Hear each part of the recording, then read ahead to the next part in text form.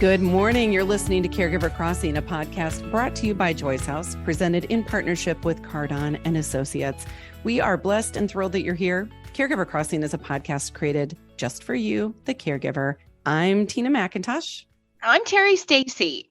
Well, today we're speaking about speech therapy, which is a fascinating topic. If you don't know about it right now, you're like, speech therapy, blah, blah, blah. It's really important, and it's a lot more than what you think it is. And so speech therapy for seniors, it's often necessary, particularly when somebody's recovering from, the consequences of a stroke or dementia.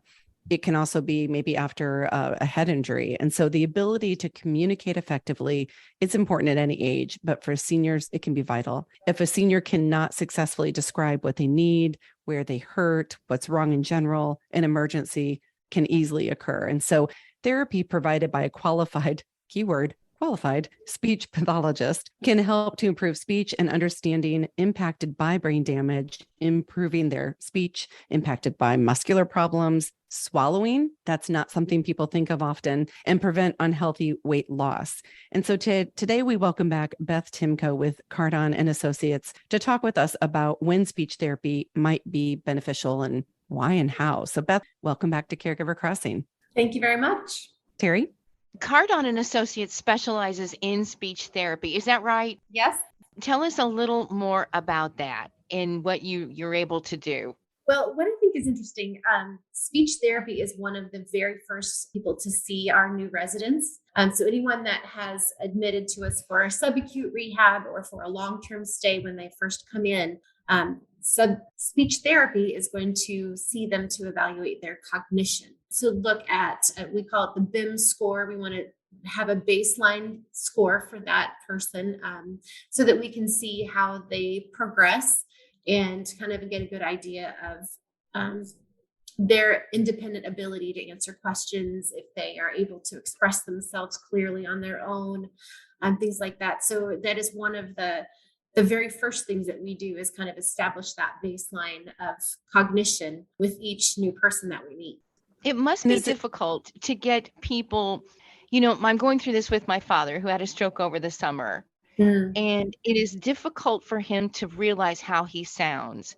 And so he doesn't want to go. He doesn't want to go to speech therapy because he doesn't hear what it sounds like, I think. And in return, now there comes the depression and everything that follows. And so I'm just wondering, is that common? Is that seem normal that the person that is going through speech therapy all of a sudden will say, no, I don't need this. I don't need it. I don't want it. Well, and it's a pride thing too, I think, with a lot of people, because they, for the first time in their lives, they're having trouble expressing themselves, whether it's a cognition piece and they can't find the right words, or if it's because of, if it's because of a cognition piece and they can't find the right words, or if it's because they have, oh my gosh, now I'm losing the right word.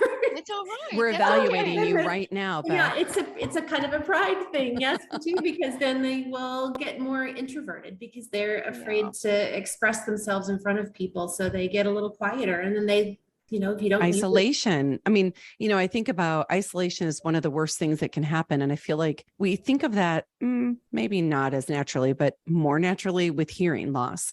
Mm-hmm. Someone has some hearing loss and they isolate themselves and pull away, become distant. Speech can do the same thing. And I'm thinking about all the issues that happen with, as we're saying, lack of being able to communicate, but also the swallowing part has always fascinated me, because if anybody has ever had an anxiety attack where you can't swallow the way that you feel like you should be swallowing, the anxiety and the fear that come as a part of that, or imagine not being able to swallow your food in the same way. Mm-hmm. There's a lot of discomfort and angst that comes with that as well. And I know speech therapy is critical with that. So I love that you all do the evaluation first. And then it sounds like you continue to evaluate along the way to see if someone's getting better or worse in areas. Absolutely. Yes.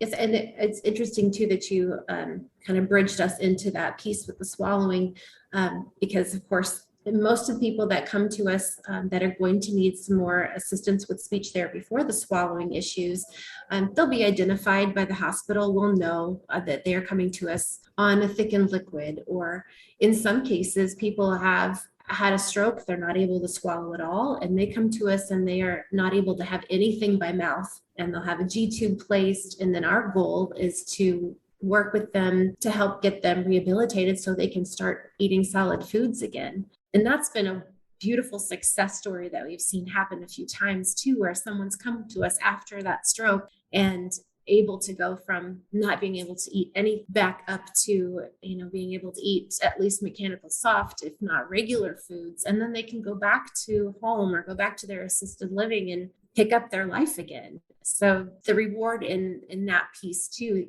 give them back their independence, give them back their self-esteem too. It's just been an honor to watch happen. I just had an experience at Joy's house the other day where I was recording with a guest, and he had had a stroke some time ago. And I could tell he was distracted. We were video recording, and I could tell he was distracted by seeing himself. And when we got done, I said, "You did great." He said, "I just struggled because before the stroke, I had such a beautiful face, like my mouth. I had such a nice mouth." And I said, "Did you, after the stroke, have some issues with swallowing and speaking and, a side of your mouth not going up as much when you smile and not being as animated?" And he said, "Yes." And I said, "Okay, I want to go back and record, show you the recording." And we went back about 30 seconds. And I said, I'm going to pause it right here. Look at your smile. His smile went ear to ear in the video. Mm-hmm. And in real life, watching that, he almost cried because I was like, your mouth is still beautiful. So I can only imagine beyond, that was a smile. I cannot imagine it being with somebody's communication or ability to eat a cheeseburger, to get off of the thickened liquids and get back into some kind of a regular life. And so I think it's important. People overlook speech therapy from just a common person place. We do it all the time. We think about physical therapy. We don't think about, occupational and speech as much. But is speech therapy something that you can get both inpatient and outpatient, or do you have to be living in your facility to get that therapy? It can be both. There's inpatient options, of course, which most of us would immediately think of, but then outpatient therapy can be done with speech, of course, or physical therapy or occupational therapy, all of that. For people that are in the community that need to come into a subacute setting just for an outpatient. Or then there's a lot of independent outpatient therapy clinics as well. So your primary care physician can write you an order or a referral to be evaluated for speech therapy. And most of the time, your insurance company will cover that evaluation as long as the primary care physician has written that order. Okay, so it will come from the hospital or the primary care physician. That's, I think, critical for me to understand. Yep. Sorry, Terry. And what about Beth? Beth, what about virtual? Can you do some virtual outpatient type service as well?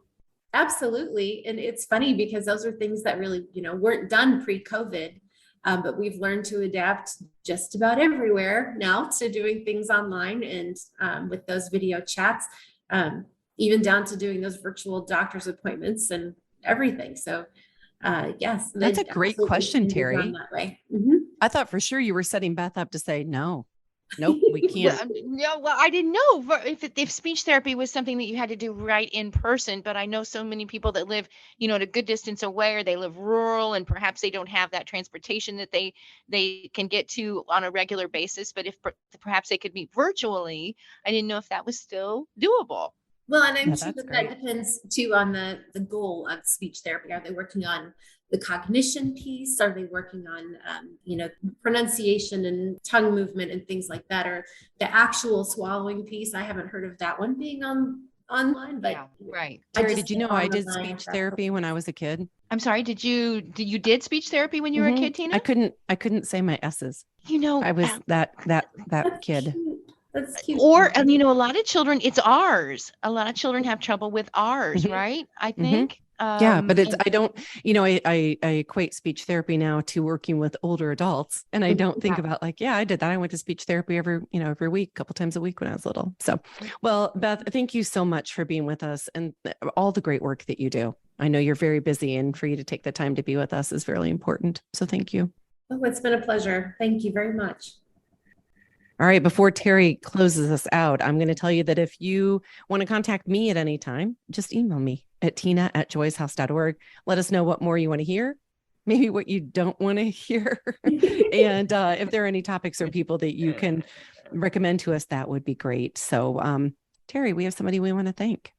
Caregiver Crossing, supported by CarDon Associates, with 20 communities owned, operated, or managed in the Midwest and more than 40 years of senior living experience. CarDon Associates provides residents with the best senior living options and personalized service. Until next time, we sure do appreciate you all listening today, and take good care of each other. And we'll talk to you next week right here on Caregiver Crossing.